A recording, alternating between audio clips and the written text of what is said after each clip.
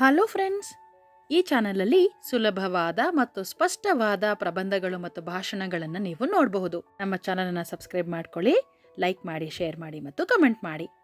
ಸ್ವಾತಂತ್ರ್ಯ ದಿನಾಚರಣೆ ಭಾಷಣ.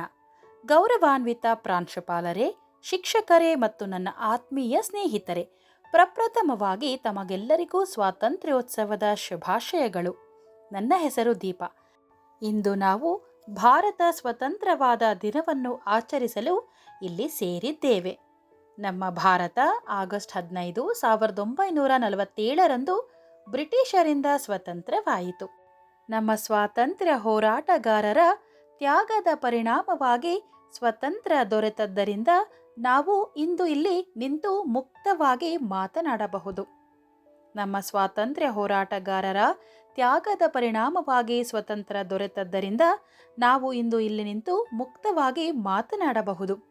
ಅದನ್ನು ನಾವು ಎಂದಿಗೂ ಮರೆಯಬಾರದು. ಸ್ವಾತಂತ್ರ್ಯವು ಕೇವಲ ಒಂದು ಪದವಲ್ಲ, ಅದು ಒಂದು ಭಾವನೆ, ಹಕ್ಕು, ಜವಾಬ್ದಾರಿ.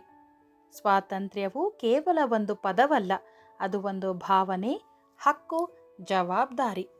ಜವಾಬ್ದಾರಿಯುತ ನಾಗರಿಕರಾಗಿ ಪರಸ್ಪರ ಸಹಾಯ ಮಾಡುವ ಮೂಲಕ ಮತ್ತು ಯಾವಾಗಲೂ ಸರಿಯಾದದ್ದಕ್ಕಾಗಿ ಧ್ವನಿ ಎತ್ತುವ ಮೂಲಕ ನಾವು ಈ ಸ್ವಾತಂತ್ರ್ಯದ ಉಡುಗೊರೆಯನ್ನು ಗೌರವಿಸೋಣ.